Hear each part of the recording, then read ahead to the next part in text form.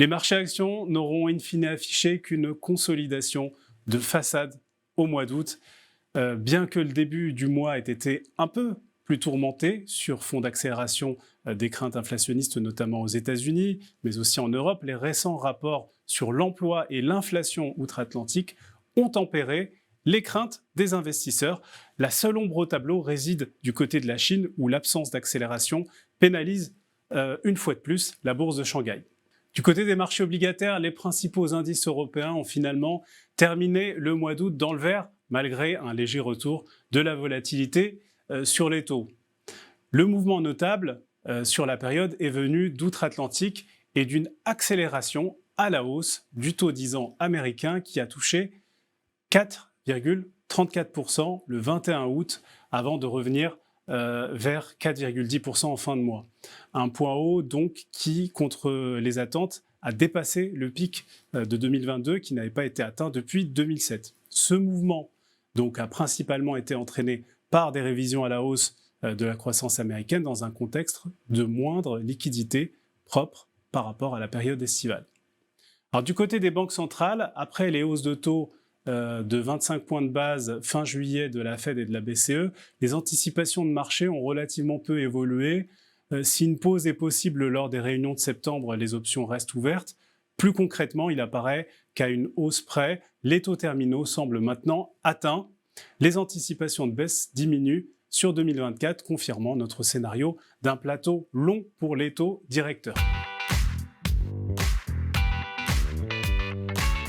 Si la croissance mondiale cette année sera probablement meilleure qu'attendue, tout en restant légèrement inférieure à 3%, les véritables surprises se cachent dans la répartition géographique de cette croissance. Les États-Unis ne cessent de surprendre par la résilience de leur activité économique et parviennent à compenser la déception chinoise ainsi que la stagnation de l'économie européenne.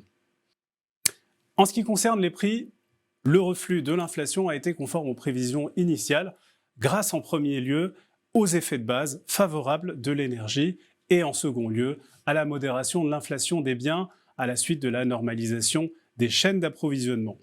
Pour le reste de l'année, l'inflation alimentaire devrait encore refluer, ainsi que les autres composantes moins volatiles, mais à une vitesse moindre.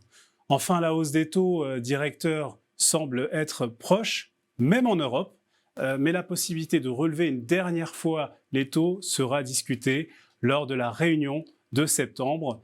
En effet, les signes de modération de l'inflation sous-jacente et des services sont plus mitigés aux États-Unis et le rattrapage des salaires est encore en cours. Il s'agirait pour nous d'une dernière hausse qui maintiendrait les taux officiels de la BCE sur un plateau élevé pendant un certain temps, à l'instar de la Fed, tout en restant attentif à l'inflation comme priorité. Les grands banquiers centraux de la planète, lors de la réunion annuelle à Jackson Hole, ont confirmé que le combat contre l'inflation n'était pas terminé. Néanmoins, deux facteurs ont nettement changé selon nous. Le premier, le degré d'urgence. Les taux sont maintenant en territoire restrictif et l'inflation cœur s'est stabilisée en Europe et a commencé à refluer aux États-Unis.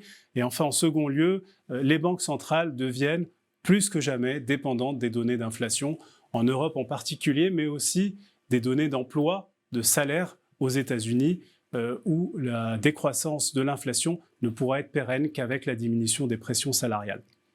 Le scénario d'un ralentissement ordonné gagne du terrain et nous devrions donc voir la pression sur les parties longues de la courbe de taux s'estomper d'ici la fin de l'année. Dans ce contexte, la BCE et la Fed ne devraient plus relever leurs taux directeurs qu'une fois au maximum avant de les maintenir durant une période de plusieurs trimestres en surveillant le reflux de l'inflation, bien sûr.